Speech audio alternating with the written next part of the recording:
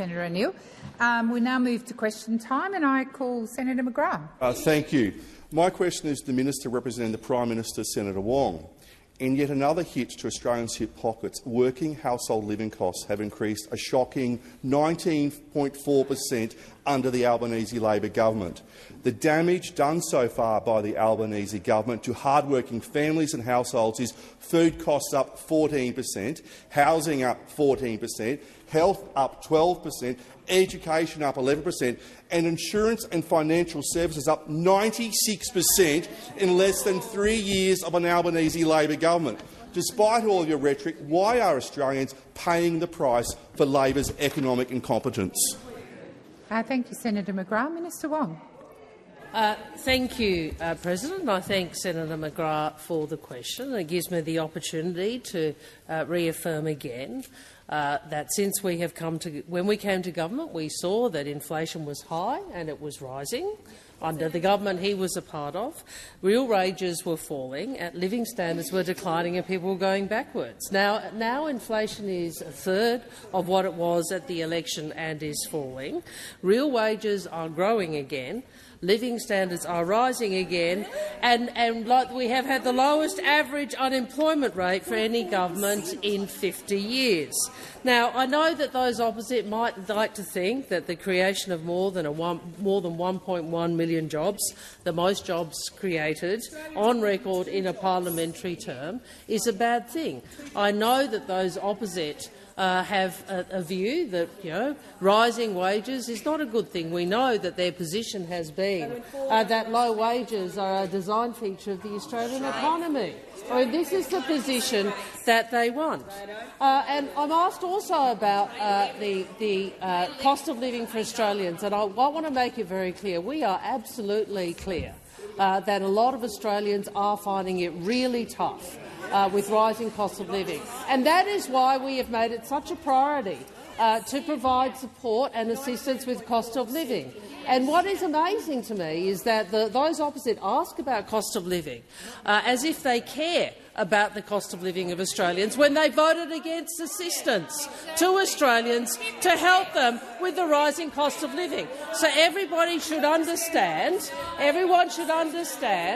that those opposite, whenever they ask about cost of living, are the party that has voted against cost of living relief to working Australians time and time again. Time and time again, that is the truth of what the Liberal Party believes. Thank you, Minister. Senator McGrath, first supplementary. Thank you. Australians' living standards, that is real disposable income, have collapsed by 8.7% since May 2022. This is the biggest collapse on record and worse than any other OECD economy. Despite all of your rhetoric, why are Australians paying the price for Labor's economic incompetence? Thank you, Senator McGrath. Minister Wong. Again, I would say to those opposite, it is the case that cost of living pressures remain. They certainly have. They certainly remain. They certainly are challenging for Australians. But I would say that they are in a far better. We are in a far better place than we were some time ago. And in fact, the cost of living indexes released today is another reminder of the substantial and sustained progress we have made in fight against inflation, with lower growth in living costs. Lower growth in living costs across every household type compared to what it was at the time of the last election. I'll say that again. Lower growth in living costs across every household type compared to what it was at the time of the election when you were in government. They're the words of a Liberal Prime Minister. They're not the words of a Labor politician. So let's be clear. We understand people are doing it tough. What we don't understand is why you keep voting against the system. The time for answering has expired. Senator McGrath, second supplementary.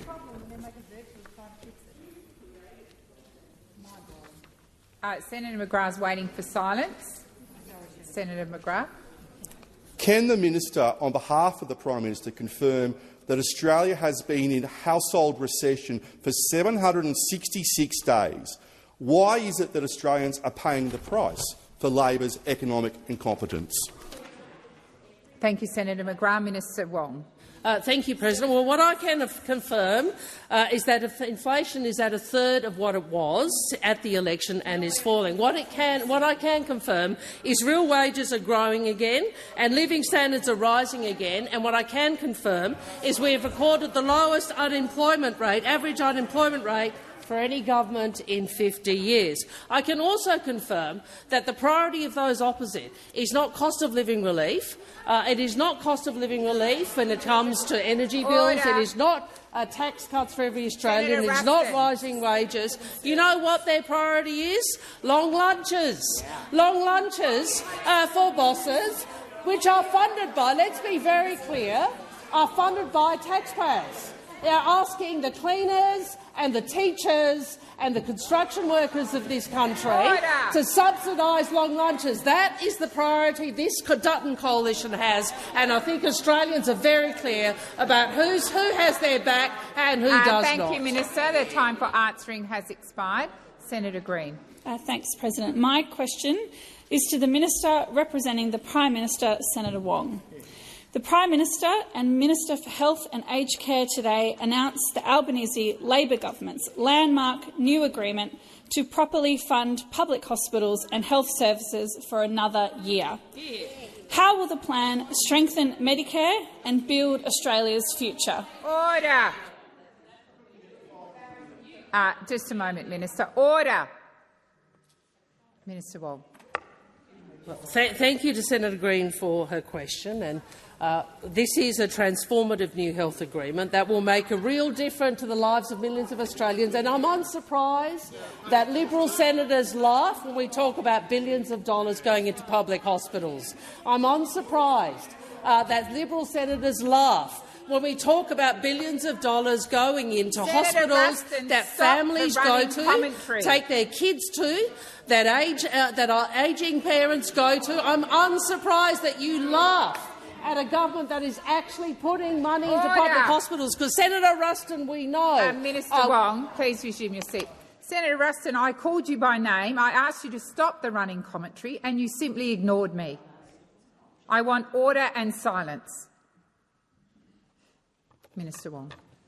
I'm unsurprised that Senator Ruston laughs at an additional $1.7 billion to fund public hospitals and health services for another year. I'm unsurprised that Liberal senators laugh at record levels of funding, with $33.91 billion for 25-26 that will be delivered to every state and territory to help cut wait lists, reduce waiting time in emergency rooms and manage ramping. And, of course, this is on top of all of the historic investments that Labor has made to Medicare as part of our work to build Australia's future, delivering the largest boost to Medicare rebates in decades, more in 2 years than they did in 9. And the fact that they laugh at public hospital investment really shows the contempt with which the coalition looks at Medicare, shows the contempt with which they treat Medicare and the health services that Australian families need. Well, unlike you,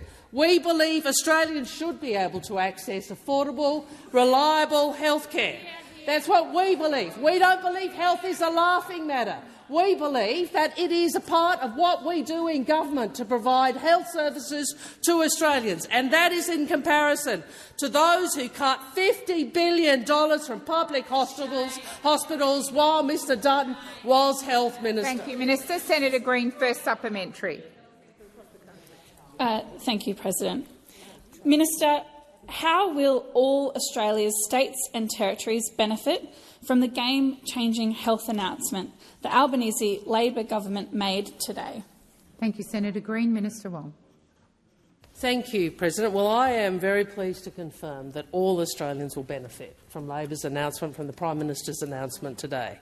The Commonwealth contribution in every state and every territory will increase by 12% in 2025-2026. Let's remember those opposite. They cut public hospital funding. Under us, public hospital funding is going. And we are also delivering one-off funding boosts with $407 million for New South Wales, 402 for Victoria, $414 million for Queensland, $158 million for Western Australia, $169 million for South Australia, $50 million each for Tassie and the ACT, and $51 million for the Northern Territory, all of which is at risk from Mr Dutton's secret cuts, all of which is at risk. And this is a man, the GP tax health minister that was Mr Dutton was. You can't trust Thank you, Mr Minister. Dutton The with time health. for answering has expired. Senator Green, second supplementary. Thank you, President. Minister, I note the Prime Minister's comments today that access to healthcare should depend on your Medicare card, not your credit card. How is the Albanese Labor government making it easier for Australians to see a doctor, buy cheaper medicine and get the healthcare that they need? Thank you, Senator Green. Minister Wong. Thank you, President. From the day we were elected, the Albanese government has been working to strengthen Medicare and to make it easier for Australians to see a doctor, because Labor built Medicare and we will always protect it. We've made medicines cheaper by reducing the maximum amount Australians pay for PBS medicines, and we are freezing the maximum cost of PBS prescriptions until 2026. And for Australians with pensions or concession cards, we've frozen the price until 2030. And the landmark new hospital agreement we've announced today will boost funding for hospitals next year. And we are also taking the pressure off hospitals through our urgent care clinics. Now, we know Mr Dutton wants to make $350 billion in secret cuts to services. That's even before he spends $600 billion on his nuclear announcement. Thank and you, now Minister. what we know is he's a risk to Medicare. Senator Patterson. Thank you, President. My question is to the Minister representing the Prime Minister, Senator Wong. Yesterday, the Prime Minister was asked when he was first advised of the planned mass casualty terror attack against Sydney's Jewish community, to which he told the House, quote, "We don't go out there and brief about National Security Committee meetings. We don't discuss those details because it's an ongoing investigation," end quote. The Australian revealed today at least 6 occasions when the Prime Minister has publicly disclosed NSC meetings or intelligence and security briefings, including following the Adass Israel synagogue firebombing. Minister, why is it appropriate for the Prime Minister to discuss briefings and NSC meetings about the Adass firebombing, but not the incident in Dural? Thank you, Senator Patterson. Minister Wong. Thank you, President. I have said previously in this place that I'm not going to comment on operational matters regarding national security. What we want to do, and what we all— Minister Wong, please resume your seat. Senator Cash. Thank you. And it's a point of order in relation to relevance. We tolerated these answers yesterday, but I can assure you today, when you were in government, you made it clear, the minister made it clear— Senator Cash, you're now debating. This is Senator not Cash, an operational— Resume your seat. You are now debating. The minister is being relevant to the question. Minister Wong, please continue. Minister Wong, please continue. Thank you. Senator Patterson, I think you did ask me this question yesterday, or might have been one of your colleagues. I'm sorry, I can't recall which. And the answer I gave yesterday will be the answer I give today. And the reason for that is that our focus is ensuring that we can support the police in delivering— Minister Wong, please resume your seat. Senator Cash. Again, the point of order is in relation to relevance. Disclosing the date of when the Prime Minister was briefed cannot possibly be categorised as being prejudicial or confidential. Senator Cash, I would ask you to draw the minister's attention to the question. Called a point of order. You're now getting into the substance of the question. The minister is being relevant to the question. Minister Wong. Senator McKenzie, I do not need your running commentary. Minister Wong. Thank you, President. I will note that the New South Wales Police themselves have made clear that the publicity or publication of information around this investigation has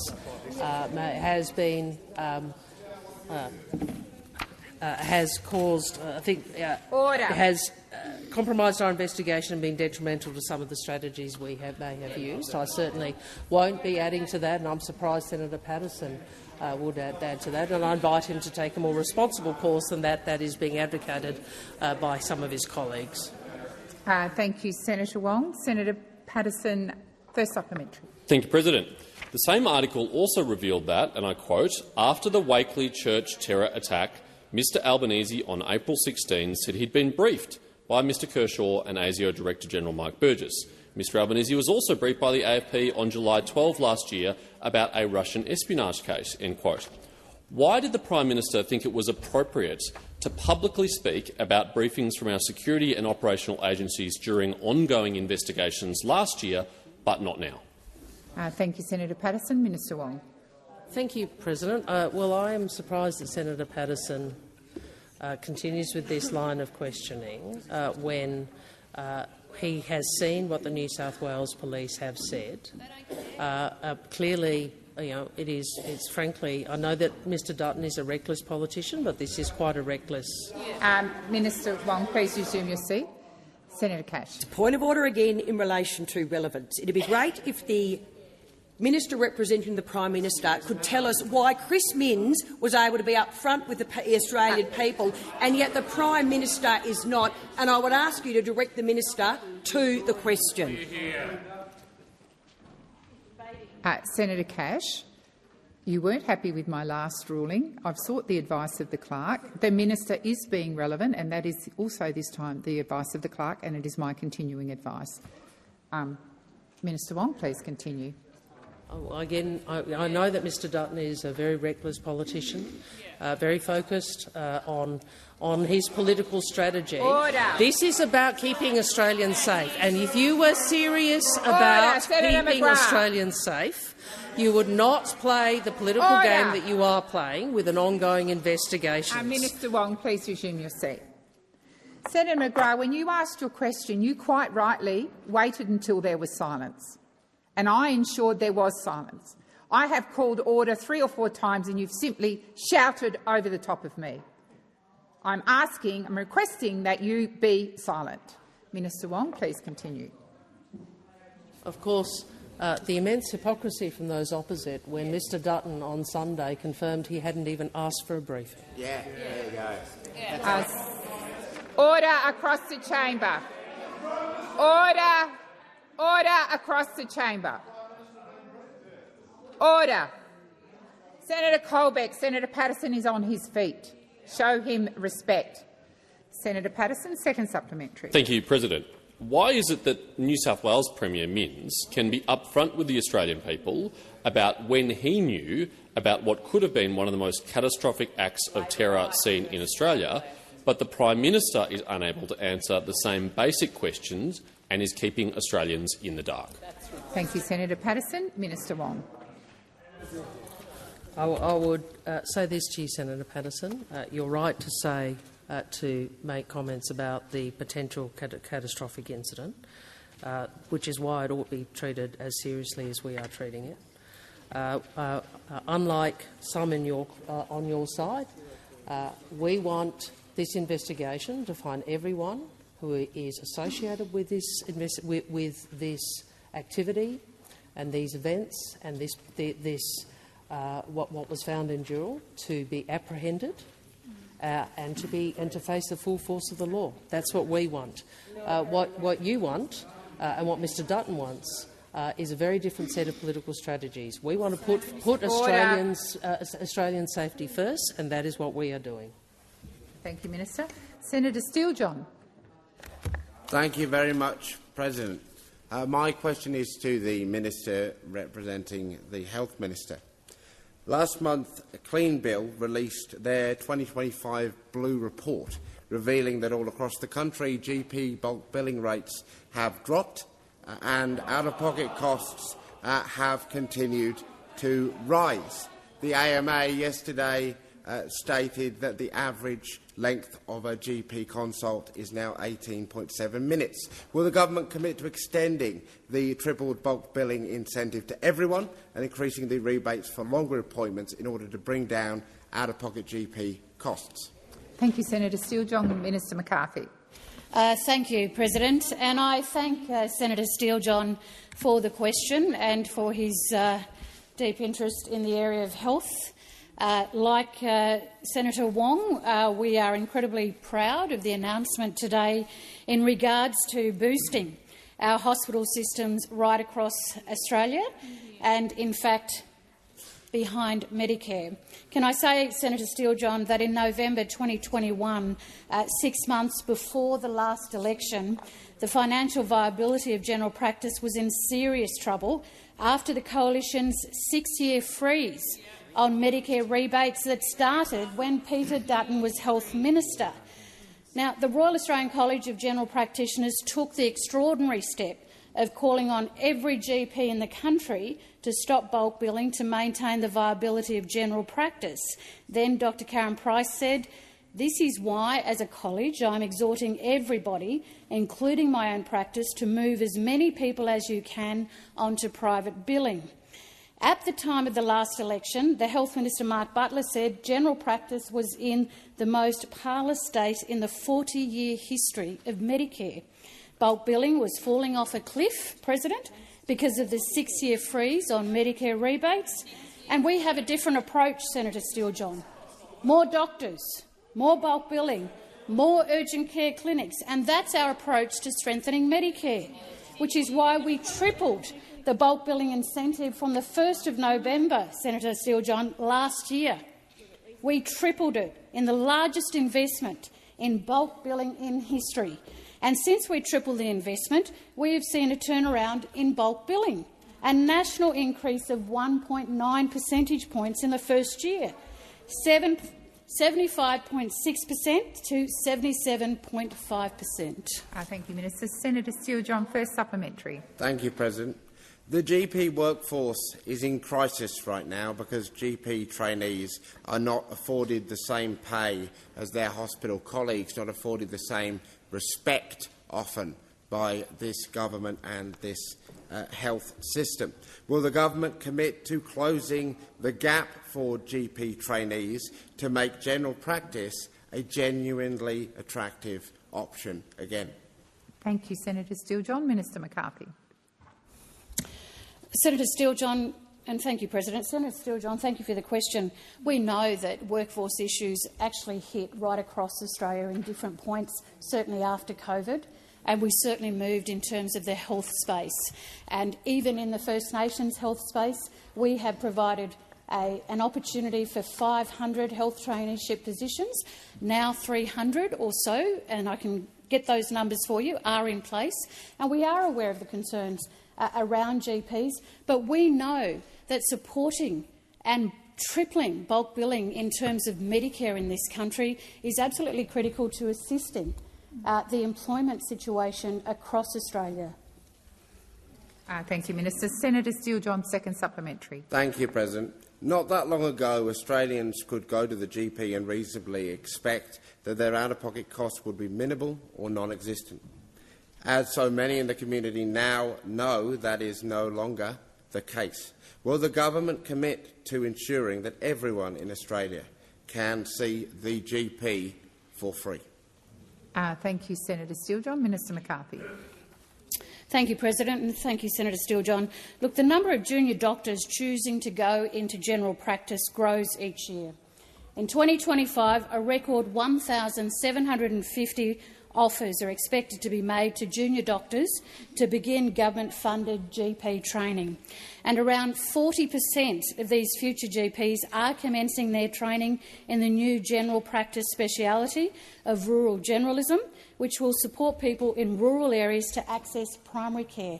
And I'm enormously proud in the Northern Territory, President, where we are going ahead in terms of Charles Darwin University's push to be able to see more doctors graduate from Charles Darwin University, as well as Flinders University in the Northern Territory. The Australian health system added 1 new doctor every hour last year, on average, with more doctors joining in the last 2 years than at any time in the past decade. Thank you, Minister. Senator Marielle Smith. Thank you, President. My question is to the Minister representing the Treasurer, Senator Gallagher.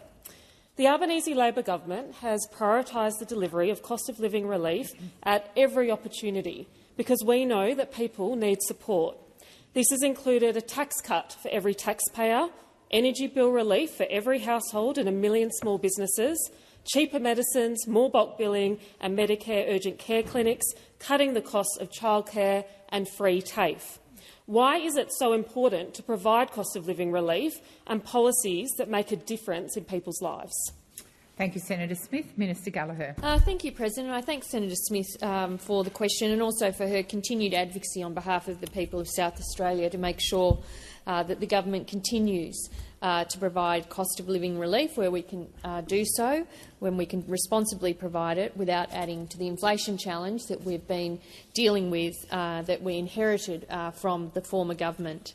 The Albanese government has seen inflation come down, wages go up and more jobs created. And at the same time, 1.1 million jobs, which I know those opposite hate to hear, 1.1 million jobs in one term of government, wages going up and cost of living support provided, where we've been found room in the budget to do so, where we've prioritised cost of living support, whether it be the tax cuts that were made fairer so that they helped all taxpayers, whether it be the energy bill relief that we provided to households and small business that those opposite opposed, whether it be the cheaper medicines, an issue we brought into this parliament that those opposed, more bulk billing that those consider wasteful spending, and more Medicare urgent care clinics, also included in the language of the opposition as wasteful spending. Well, I challenge the opposition to go and chat to a few people using the urgent care clinics and ask them if they think that's wasteful spending. Maybe to the people that are going into the emergency department that Senator Ruston was laughing at before, maybe ask them if they think that investment in public hospitals is wasteful spending. Maybe when people go and get their 60-day scripts. Minister Gallagher, please resume your seat. Senator Ruston. Madam President, could you please— Order. In relation to the personal reflection that was just made by the minister, which I would say is completely inaccurate, that is a debating point. Well, could you OK. Beg your pardon, Senator Ruston. It was a personal reflection. I will ask the minister. Minister, if you could withdraw. She did. All right. I withdraw. I withdraw. Again, I would challenge those opposite, President, for all of those families that have benefited from the investment in early childhood education, whether they consider that wasteful spending, because that is what the opposition is saying. We've got inflation low, we've got wages up, and we've got employment and jobs up as well. Senator Marielle Smith, first supplementary. Just over a year ago, the Prime Minister announced that the Albanese Labor government will deliver fairer tax cuts for all Australians, not just some. How are Labor's tax cuts helping Australians with the cost of living and ensuring they keep more of what they earn? Thank you, Senator Smith. Minister Gallagher. Thank you, and I thank Senator Smith again for concentrating on cost of living and how the government is supporting households where we can responsibly do so. Obviously, those tax cuts are flowing through, and as a decision we took 12 months ago, the Prime Minister, the Treasurer, took a decision to make them fairer, so not just some people would get a tax cut, but 14 million taxpayers across the country receive a tax cut thanks to our fairer tax plan. And those benefits will be even bigger from July this year, which the figures from the Treasurer show that there will be even more money on average in the pockets of every taxpayer next financial year. We've got stronger wages growth, we've got strong jobs growth, and those tax cuts are flowing through to help households. These are the priorities of the Albanese Labor government: a focus on cost of living, get inflation down, cost of living help where we can, clean up the budget and make sure that people get a fair crack at jobs and opportunities from new jobs across the economy in the future. Thank you, Minister. Senator Marielle Smith, second supplementary. How does Labor's economic plan support Australian households, and what are the priorities going forward? Thank you, Senator Smith. Minister Gallagher. Thank you very much. Well, our priorities are low inflation, keeping wages growing, more jobs, more opportunities and cost of living support where we can provide that. Now, that stands in stark contrast to those opposite. From the policies they have announced to date, is a $600 billion bill for nuclear energy for some time in the future to deliver 4% of our country's energy needs. $600 billion. $350 billion in cuts to pay for the nuclear plan that they have of nuclear reactors around the country. And the other one, $10 billion for people to go out to lunch and slug the taxpayer for it.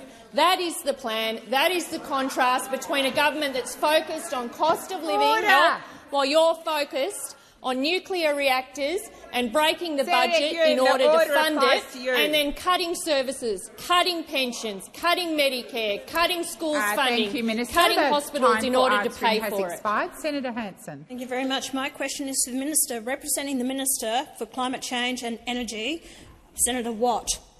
According to many reports and warnings from the industry, Australia is this year likely to find itself in the position of needing to import liquid natural gas to shore up supplies on the East Coast. This is despite the fact that Australia has enormous reserves of gas in places like Queensland Bowen Basin, and Australia is one of the world's largest gas exporters. Minister, will you please explain why the Albanese Labor government has allowed this ridiculous situation to come to pass, especially when your renewables plan cannot possibly work without natural gas? Thank you, Senator Hanson.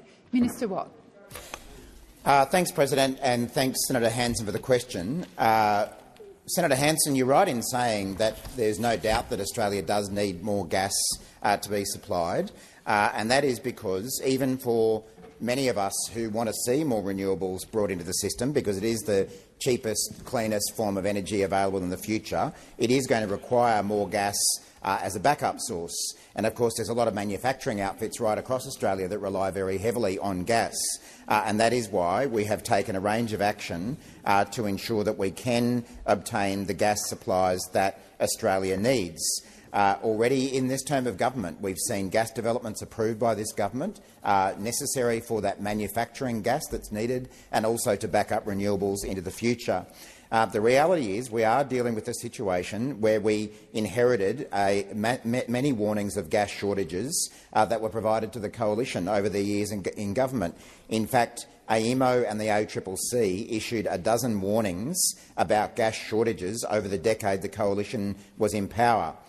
Now, we can't wish away the consequences of a decade of neglect, but we are acting on both supply and price, while also being a responsible energy partner for the countries to whom we do export gas. Some of the things that we've done have been to take strong action on gas supply and price by introducing the Gas Mandatory Code of Conduct, by expanding AEMO's powers to address market shortfalls, and by responsibly approving new exploration and production. And our work to deliver more gas at more reasonable prices is making a meaningful difference. The latest ACCC outlook forecasts surpluses of gas on the East Coast in 2025 and 2026. Under the Gas Code of Conduct, we've secured more than 600 petajoules of domestic gas, which is enough to power East Coast generators for 6 years. We've seen new gas come online for East Coast users through the Senex project in Queensland, something the coalition never managed. And of course, our future gas strategy established a long-term plan to help address supply challenges. The time for answering has expired. Senator Hanson, first supplementary.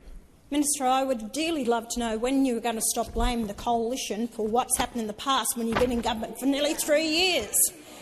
In 2024, Australia exported almost $70 billion worth of natural gas, and about 56% of these exports attracted no royalties for the Australian taxpayer who owned these resources. Qatar receives about $26 billion for its exports, while Australia receives less than 10% of that.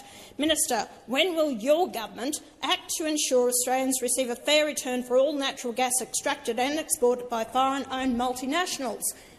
Thank you, Senator Hanson. Minister Watt. Thank you, Senator Hanson, for the question.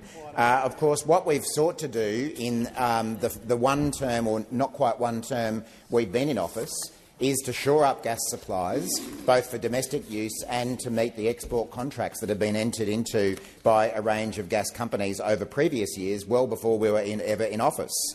Now, the fact is that Australia does produce much more gas than we use at the moment, and the gas that we don't use here is exported. and those exports make a lot of money for Australia, including in towns like Gladstone.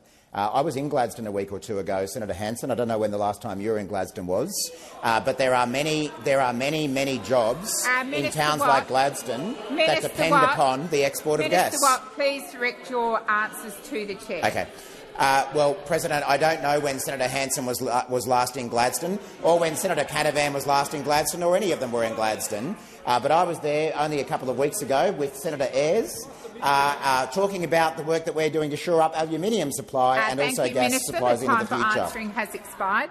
Senator Hanson, second supplementary.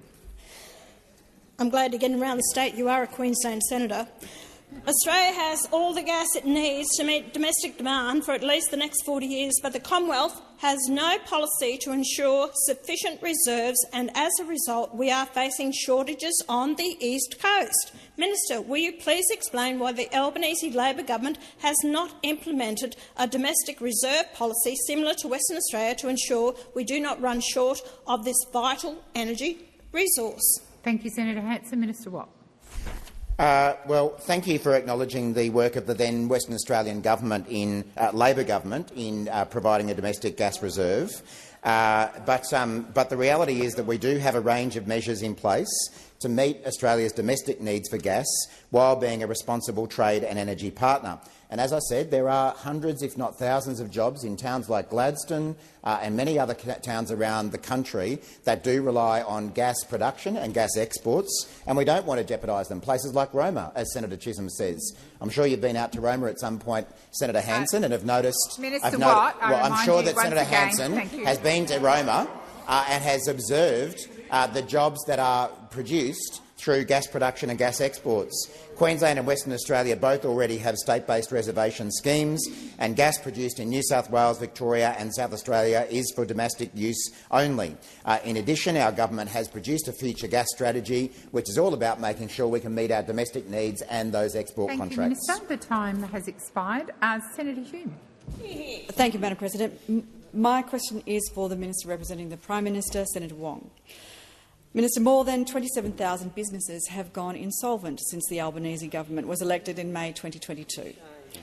The December 2024 quarter was the worst on record, with 3,852 businesses becoming insolvent. This is the third worst quarter on record in a row, following the June 2024 and the September 2024 figures. Mr Albanese now holds the record for the most business insolvencies for a Prime Minister, with an average of 2,648 per quarter. When a small business becomes insolvent, people lose their jobs, people lose their homes, families and individuals suffer from severe hardship.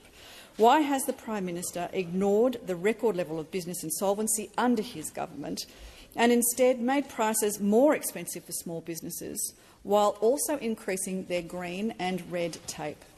Thank you, Senator Hume. Minister Wong. Thank you, President. Well, the senator is right to talk about the importance of small business. They are the engine room of our economy, and they're the hearts of so many local communities across the country, and certainly employ millions of Australians, some more than 5 million people, and contribute more than $500 billion to the nation's economy. The advice I have is that the number of small businesses have actually increased by around 140,000 to a record 2.6 million. Now, obviously, that is a good thing, but we are conscious of the pressures facing small business, which is why the government has helped to ease the pressure on Australia's 2.6 million small businesses by providing more than $640 million in practical and targeted support. Now, I know the opposition said they would. The opposition, we know, voted against energy bill relief for small businesses. Can I also indicate that the government has updated the Commonwealth procurement rules, and small businesses are now getting a larger slice of the $75 billion in contracts that the Australian government spends each year, with a 40% target for contracts up to $20 million in value and a 25% target on contracts up to $1 billion in value. So using the power of Commonwealth procurement to ensure that small businesses get a reasonable share of what is a very large procurement budget. We're also improving payment times to small businesses with a total investment of $33.4 million for a series of new reforms. In addition, we've supported small business with $60 million in cyber and digital support. So I would make the point. We recognise the importance of small business to the economy, and we have sought to provide assistance in the ways I have outlined and many more. Thank you, Minister. Senator Hume, first supplementary. Thank you, Madam President.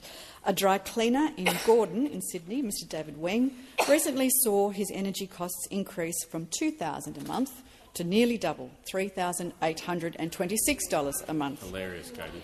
He said, "It's shocking. Order. It's killing us. Order. It really spoils my business.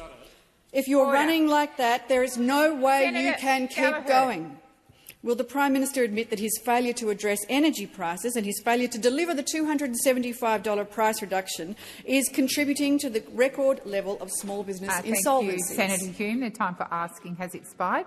Minister Wong. Thank you, President. What I would say to Mr Wong in relation to energy costs is we understand that energy prices have been very difficult for many small businesses, which is why this government did provide energy bill relief in previous budgets. And it is disappointing that those opposite who pretend to be the champions of small business in this country voted against it. So if you care, Senator Hume, about the energy prices that small businesses are paying, about their cost to their business, please explain to the chamber and to Mr Wong why it is that you chose to vote against energy bill relief for small businesses in this country. Let's be very clear about it. And let's remember also that we take our advice from the energy market operator, who has confirmed time and time again that Australia's energy system should be focused on the cheapest form of energy, which is renewables, backed up by gas. Thank you, Minister. The time for answering has expired. Senator Hume, second supplementary. Minister, 4,191 hospitality businesses have become insolvent since Labor took office, and 603 of those became insolvent in the December quarter alone. 90,000 hospitality jobs have been lost under your government. Why is the government now opposing coalition policies which are designed to help the hospitality sector and the hundreds of thousands of Australians who work in hospitality? Order. Senator, order on my right. Order. And Senator Cash, I've just called order. Order across the chamber. Order. Senator Gallagher and Senator Watt, come to order. Minister Wong. Well, this is Mr Dutton's plan for a long lunch-led economic boom. Yeah. A long lunch-led economic boom. And, you know, what an extraordinary run-up to that question. And, you know, I have some sympathy for Senator Hume, who has been out there trying to defend what I'm sure she knows is a dud of a policy. Senator Hume, you've asked a question. And trying to defend it without putting out a costing, and now coming in here and saying things are really bad, and so the way we're going to do it is vote against energy price relief, but we're going to ask workers to fund tax breaks for long lunches. That's our economic plan, and that's our set of priorities. This only a Liberal opposition, led by Peter Dutton, by Mr Dutton, could come up with such a ridiculous policy. Such a ridiculous policy. And not only look at their priorities. $1.6 billion, up to $10 billion a year on the long lunch. How is that good economic management? Thank you, Minister. Order across the chamber. Order. Senator Thorpe. Thank you, President. My question is for the Minister for Indigenous Australians. You recently met with State and Territory Indigenous Affairs ministers about the huge number of unsentenced children being held in prison around this country, where we know their human rights are being abused. But despite your best efforts with these meetings, we know state and territory governments are moving backwards. Just this week, your Labor colleague in Victoria, Premier Jacinta Allen, announced she's reviewing the bail laws that have just been brought in so she can hold more kids in prison unsentenced. Why are state governments ignoring you? Thank you, Senator Thorpe. Minister McCarthy. Thank you, President, and I thank Senator Thorpe for her question. Clearly, as we've said in the Senate on many occasions, that the area of justice is a state and territory issue. But the senator is correct, President. When we did meet in November in Perth, I did meet with all Indigenous Affairs ministers, as well as the Coalition of Peaks, who represent around 800 Aboriginal organisations from across the country, along with my co-chair, Pat Turner. And what we did do at that ministerial council, President, is call on every minister at that table to go back to their cabinet and to look at the issue of remand. We are deeply troubled around the rising rates of remand in this country, especially with our youth, and the overcrowding that's taking place. And it's not just with our youth across the other jurisdictions. I'm also very concerned about the area that I come from in terms of the Northern Territory. So, in terms of the question around whether the ministers have responded, that has been sent off to the ministers in terms of a letter has been sent off to the ministers following up on where they are at with it, and that is something that both Pat Turner and myself are following very closely. Thank you, Minister. Senator Thorpe, first supplementary. Great. Another letter. Numerous legal experts told the Children's Justice Inquiry that your government could enforce standards on states to protect the human rights of children. You can use external affairs powers and funding agreements like we see in health and education. Why does your government keep saying there's nothing concrete you can do to protect children when clearly you can? Thank you, Senator Thorpe. Minister McCarthy. Thank you, President. Well, I certainly reject from the outset that our concern for children and our rules around children in terms of the question that you put, Senator Thorpe. You may not have seen, but just a few weeks ago we did announce the interim Children's Commissioner for First Nations children across the country, and certainly we want to see the successful applicant for that position announced very soon. So we are making endeavours, but we do recognise that the role and the Care and Protection of Children Act across each state and territory jurisdiction is a state and territory jurisdiction matter. So the role of the First Nations Children's Commissioner is to do precisely that in terms of the areas that Senator Thorpe is raising. Thank you, Minister. Senator Thorpe, second supplementary. Very disappointing. Will you tell the Prime Minister, and Attorney-General to use the legal powers and leverage we know you have to uphold our international human rights obligations and protect children from ongoing abuse, or will we just see more chats and meetings that go nowhere? Because that's all we hear from you.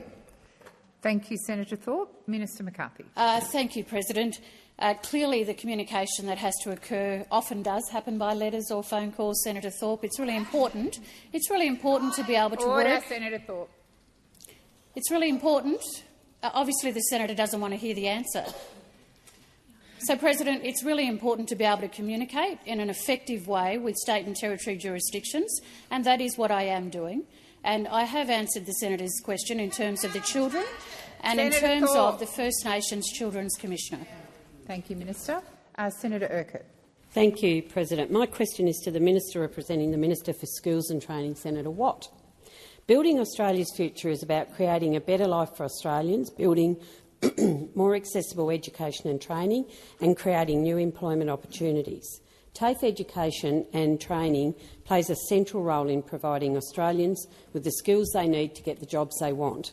These jobs are in areas like construction, early childhood education and aged care. What steps has the Albanese Labor government taken to reduce the cost of training, and how is this helping Australians to get the skills they need for the jobs they want? Thank you, Senator Urquhart. Minister Watt. Thanks, President, and thanks, Senator Urquhart, who I understand is a graduate of Devonport TAFE in the electorate of Braddon. What a fine product of the TAFE system she is. Well, the Albanese Labor government is building Australia's future, including by ensuring Australians have the opportunity to gain the skills they need to get ahead for free. We're delivering free TAFE as part of our action to drive inflation down, lift wages up and create more jobs. In fact, the Albanese Labor government has now delivered free TAFE to almost 600,000 Australians. More than 6 in 10 places have been taken up by women and 1 in 3 in regional and remote Australia. We've had 39,000 people enrol in construction courses, 40,000 in early education, 54,000 in digital technology and 150,000 in aged care and disability care. And of course that means huge savings for students. But of course free TAFE is on the chopping block under Peter Dutton and the Coalition. It's one of the $350 billion worth of cuts they've pledged if they win the next election. And why do they need such savage cuts? Well, of course, it's to pay for their plan to shout $10 billion worth of free lunches for bosses. Mr Dutton isn't content with his plan to cut workers' pay. Now he wants workers to shout their boss's lunch. And now we finally know how much Mr Dutton's long lunches policy will cost taxpayers, up to $10 billion a year. Now, the opposition says this is all about supporting small business. So I was surprised to hear Senator Hume on 2GB yesterday saying the policy would subsidise a lunch at that well-known small business, Kentucky Fried Chicken, that battling Aussie small business KFC. And she added to that this morning on Sky, telling us that after they've had a productive week, take them out to the pub, buy them a chicken schnitzel. So there we have it, the Coalition's IR policy.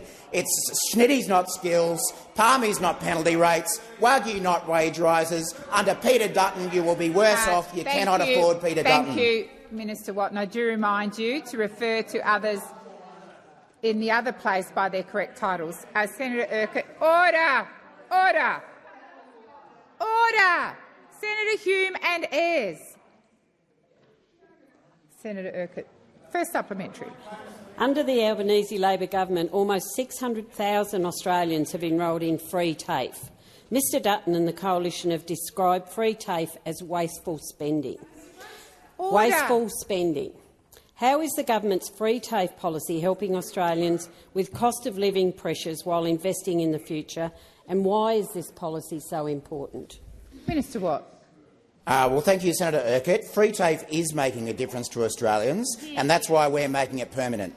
It's giving Australian workers and employers the skills they need, all while reducing cost of living pressure, which is probably why Mr Dutton and the Coalition want to cut it.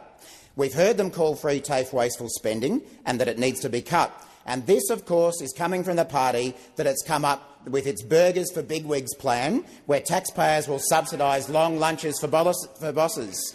And they still won't tell us what it will cost. Just today, one day, we've had Senator Hume refuse to say at all how much it will cost on Sky News.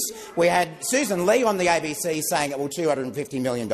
We've had Senator Canavan say it will cost less than $250 million on Channel 9. And we've had David Littleproud indicate it will cost about $125 million on Sky Regional. You can actually clear this up by releasing the costings. The costings of this policy is a bigger secret than Area 51, the way this is going. It's a bigger secret than Scott Morrison's secret ministries. Come clean and tell us what it will cost. Thank you, Senator. I do remind you, please refer to those in the other place by their correct titles. Senator Urquhart, second supplementary. Thank you, President. When speaking on the free TAFE bill, the Deputy Leader of the Opposition said, if you don't pay for something, you don't value it. What are the key barriers to Australians accessing free TAFE, and why won't the government be pursuing alternative policies? Thank you, Senator Urquhart. Minister Watt. Well, thanks again, Senator Urquhart. By removing financial barriers, free TAFE is helping Australians to gain skills and build their future. Now, we know that Mr Dutton and the Coalition have made it clear that they don't believe TAFE students are worth the investment, with snobby remarks like that one from Ms Lee saying that if you don't pay for something, you don't value it. Order. Senator Wong. Thank you, President. I've been very zen, but over a lot of interjections, but Senator McGrath has been shouting across the chamber for a great deal of question time, and I really would ask him to stop. Sadly, Senator McGrath, I'm going to deal with this one first. You have been very loud since we started question time. I invite you to make your contribution during taking note or at some other time. Thank you. and would ask you to come to order. Senator Ruston. Thank you. On a point of order, I'd like Senator Watt to withdraw his personal reflection on the Deputy Leader of the Opposition in the other place. Senator Ayres. Order. Order.